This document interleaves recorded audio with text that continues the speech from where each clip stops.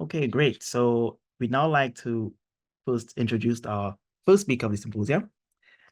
Her name is Ruth Vassilas, and she's a PhD student who's based at the University of York, working on how persons process the kind of experiences they have, as a particular example, with regards to the psychedelic medicines as well as other types of related experiences. In her talk, she'll be speaking on being between worlds. Ruth, please take it away. Thank you so much, and good morning, everyone. I'm feeling very excited and quite grounded too after the beautiful starting session. So thank you. I will go ahead and share my screen now. Let's see. Is everyone able to see that? All good? Excellent. Okay. So today I am going to be talking to you about being between worlds. So I'm going to be telling you a little bit about my PhD research on how people navigate the aftermath of spiritually transformative experiences. Um, and I am as Johan said, I am a second year PhD student at the University of York. So, what we will discuss today, I'll define for you what are spiritually transformative experiences. I'll give an overview of my PhD study, talk a little bit about the social strategies that people use in the aftermath, and then I will give some research reflections. So, to start off, what are spiritually transformative experiences? So I've hobbled together a couple of definitions that are used for an intuitive definition. But STEs are essentially altered states of consciousness that involve the perception of an unseen order that usually have some sort of spiritual significance. And they fundamentally shift the experiencer's perspective of life, self, the laws of physics, every thing that has to do with the fundamental nature of reality.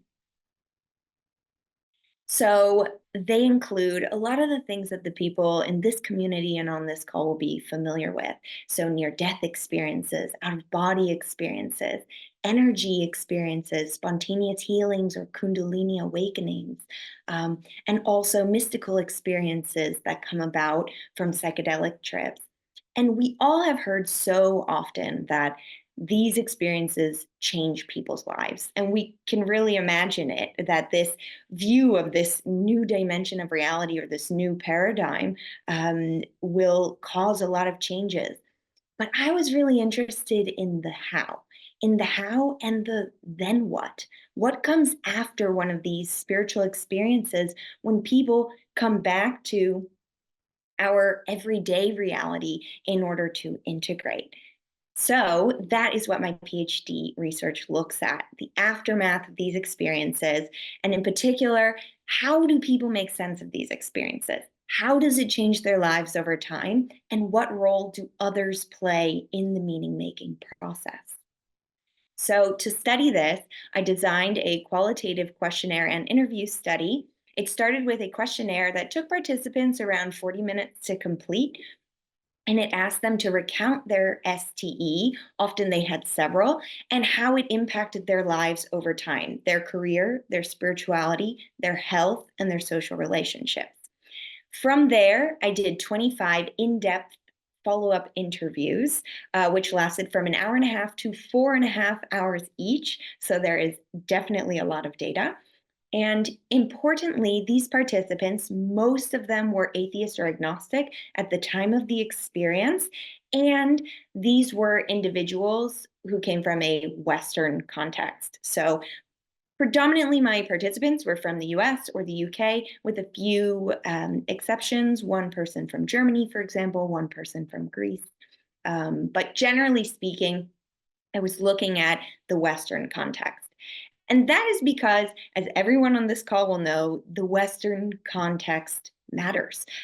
So, as some people have already mentioned, we have a scientific, rationalist, materialist sort of predominant way of thinking in the West. It's a little bit of a broad sweep, but by and large, that is what rules in the West, or alternatively, a monotheistic way of thinking. So those are sort of the two buckets of sociocultural context within which these STEs that I study arise. And this matters because either of those two ways of thinking or views of the world are going to impact what is the definition of a psychiatric illness, what falls outside of the bounds of normality. It's going to also impact an individual when they first have this experience, how they self appraise it in the very first instance, because nobody is independent of their sociocultural context. And it's also going to impact to whom people are going to share about their experience, and really importantly, how they share about that experience. And this was something that all of my participants noted they were quite aware of. So, one of my participants says, for example, I didn't have a lot of personal fear going through this. The fear was more social fear in terms of, oh, geez, people are going to hurt me. They're going to lock me up. They're going to think I'm crazy. They're not going to listen to me. And in here, you see multiple layers of social apprehension. You have, presumably physical assault of some sort. You see the fear of incarceration or of being locked in or locked out. You see pathologization. And then in that last line, very fundamentally, is this idea that people won't even listen to these accounts, to these personal experiences. There's sort of an annihilation of existence in that way if people are not going to listen to someone. So which is really important for a lot of my participants. Another participant notes how even in our closest relationships, we sometimes don't feel able to share. So this participant says, even with someone like your spouse, we are so afraid of being crazy that we're afraid to talk to anyone about these things, sometimes even in the conversations we have with ourselves. So in that way, you see how this uh, rational cultural context is going to impact if people even feel comfortable sharing with their partner, or even in the conversations they have with themselves. They could be filtering what they will allow themselves to express, to explore, because of that fear of pathologization. So, I want to take you through some of these social risk mitigation tools that my participants described using. And some of them we've already seen. So, a lot of in the previous bits of data I showed you, and a lot of participants noted that they either withhold their experience, so they don't share it with other people, particularly before they can understand it themselves, or they edit what they're going to tell people, how much they're going to share and open up. Uh, as Laurel mentioned, people often find community, such as with the SMN. So, a lot of my participants talk about this, searching for new separate communities that are more on the same page, that can include online, in person.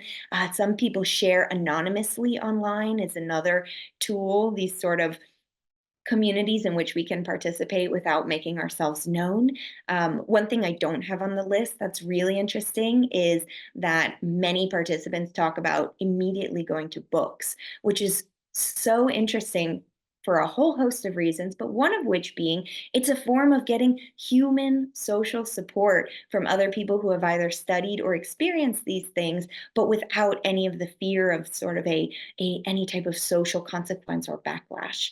And a lot of participants also describe socially testing the waters. So, sharing a little bit to see where the person on the other side might land and how safe it may be to share. So here's an example of that. One of my participants says that when he meets someone new, he says, you meet someone and you sort of pretend to be a muggle. And for anyone on the call who is not familiar, in Harry Potter, a muggle is a non magic person. So he says, you kind of pretend to be a muggle. And then you sort of have this back and forth where maybe you bring something up. So you get an instant gauge for how open or interested they are to stuff like that. And he calls this a gauging of people's level of awareness and awakeness. And I find this bit of text to be very interesting because it shows this social mitigation tactic of trying to see where the other person lands and how similar your mindsets might be, how safe it is.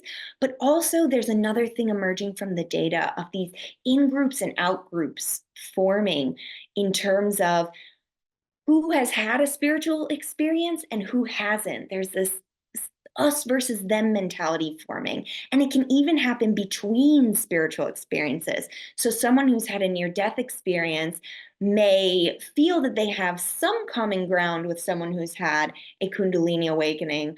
And yet, they will note that there are still differences in the way they view themes of consciousness. So, all very, very interesting. And I'm in the early stages of exploring that. But in addition to the ways that my participants describe using social risk mitigation tools, I also observed things in the interviews themselves. So, for example, in the interviews, I start every interview by telling participants nothing is off the table. Please feel free to speak to any topic fully openly, for which most of them express some form of gratitude for having a space in which they can freely share. And yet, even in the interview, people are still showing traces of having had to narrate their story in a rational context. So often saying things like, "Ooh, I know this sounds crazy. I know this is going to sound crazy." Or even at times trying to gauge what my beliefs are to see how socially safe the space is for sharing. So I'll give you a few examples. So, one participant who was describing to me a poltergeist experience she'd had, she says, and then we noticed something, but we could only see it by how it was acting upon our environment. And honestly, thank you so much for saying nothing's too weird sounding. It looked as though something was saying, "Notice me, I'm here," and it moved heavy curtains. So you can see that she interrupts her own message, her own storytelling, where she's put back at the time of this experience to acknowledge here is a point where I otherwise might have filtered myself, and thank you for creating the space where I can actually share what I saw and what I experienced. This is another participant who was describing an encounter with an entity after a near death experience. And she says, she's describing this entity and she says, so he had slick back hair. He wore, God, this is going to sound really mad. He wore black. It sounded like, it looked almost like leather. And I thought, you're not from this earth, are you? Because his face was slightly thin. Oh God, this is going to sound mad. So in this piece, you see that there is this oscillation between being in the one world where she's recounting this, mystical or this paranormal or anomalous experience, and then being ripped back to the present and being very aware of the social dynamics and what is considered normal or not normal in this social interaction. And one participant who was similarly describing something that she had seen in a vision cuts herself off to see what my view is. So she says, I thought it was my son. I don't know what you believe in. Do you believe in some weird stuff like me? Do you believe we're not on our own? Do you believe in extraterrestrials and stuff or not? So even if we see that, even if I have given that disclaimer in the beginning that one can speak openly, there is still this need for sort of social safety and for an understanding of how much the other person is relating when we are sharing about our experiences. So I want to take you through one piece of data, which I think is a really nice example for a theme that emerges about social support in the data, but which offers an example of taking what a participant says at face value, in addition to making observations about how a rational context impacts how we narrate or understand or make meaning of our experience.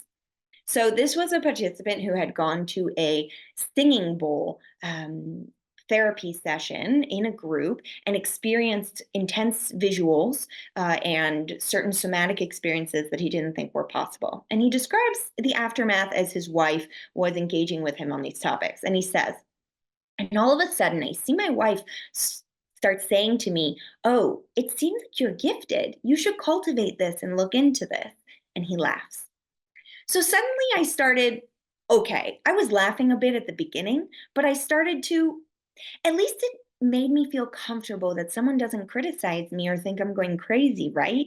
So it felt like a bit of fun and, something to explore. So, this is a really strong theme that emerges from the data on how, especially romantic partners, but having somebody in your life who is going to positively appraise your experience and support you and encourage you to explore it really is going to make a difference between how challenging the aftermath of an experience is going to be. So, we see here that the wife really serves as somebody who gives him that, as he says, that comfort and that feeling that he's not going to be pathologized and therefore can feel free to explore this. But if we look a little bit deeper, what we also see is that by him bringing this quote of his wife into the text, that she says he might be gifted, that she says this is something worthwhile to cultivate, to look into, and that sort of nervous laughter that comes afterwards. In that way, the wife is also supporting him as he's telling his story, because he doesn't have to say himself, I felt gifted, or I felt I should cultivate this, or I felt I should look into it. His wife gets to be that voice for him. And you see then in the second paragraph that we may imagine he's about to say, so I suddenly started to explore, but he backtracks to say, okay, I was laughing a bit at the beginning, as if to say, okay, I didn't immediately go down this woo path. I took other things into account. I am a rational person. I'm giving a rational narrative. And then he kind of starts again to say, but I started to, and then he backtracks again. Okay, at least someone had first made me feel comfortable. So in that way, we even see that when he has undergone this path, when he is really comfortable in being on the journey and loves it, he's still citing all of these very rational social reasons for why he felt comfortable to explore that in the first place. And this has caused me to do a lot of reflection as a researcher of mystical experiences. And this is sort of multi layered. On the one hand, I think about, okay, when I look at the data and I'm analyzing the data, what are my prevailing biases that come from having grown up in a materialist, scientific, way of thinking? So, being aware of that, and then on the other hand, on the flip side, being aware of, and where may I be trying to look too favorably upon some of this data in order to counterbalance what I may view as an oppressive, predominant worldview that has been framing these historically. And then also, I think about this in terms of how do we present this data? I think this will ring true for a lot of researchers, that we are always aware of who are we presenting to? Is it the SMN, who a lot of people already have a background knowledge? Is it a group of people who have no background knowledge? So constantly being aware of how we're presenting this data and trying always to just be as empirically sound and objective as we possibly can, to really show what is the data showing, and to not be so afraid perhaps of what the social backlash may be, both for the participants and their stories, but also for an individual as a researcher, who I know many researchers in this community are constantly thinking about things like their rational reputation, and gaining tenure one day and all of those things. So there is plenty that looking at this data helps me to reflect on, just in terms of being a researcher in this space. But the main takeaway from all of this research and in this presentation is that in the aftermath of paradigm shifts, of mystical experiences, or any changes we're facing in our lives, we need each other. We need each other to give us the certainty that we're not crazy, to tell us that we are gifted, that we do matter, that this is something worthwhile, that our perspectives are important. We need people to listen to us. We need researchers who take an interest in this. We need others, as was the case for that participant. We need others to give us a voice and say things that sometimes we may not feel that we can say ourselves. And in this community of researchers in this space and people who take an interest in studying these things, we need each other to keep each other in check, to make sure we're being empirically sound, and to make all of us know and reinforce that what we are doing in undertaking these studies in this new paradigm is worthwhile. Thank you so much for your attention, and I'm so excited for everything to come this weekend.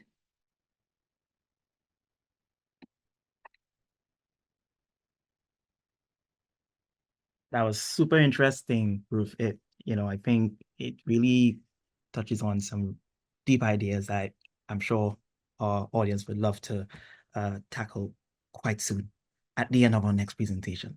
But thank you so much on sharing those wonderful experiences of the participants of your research and how they process the this let's say transition and let's say birth of a week of awareness, and there's something beyond the physical brain. Thanks so much. Thank you.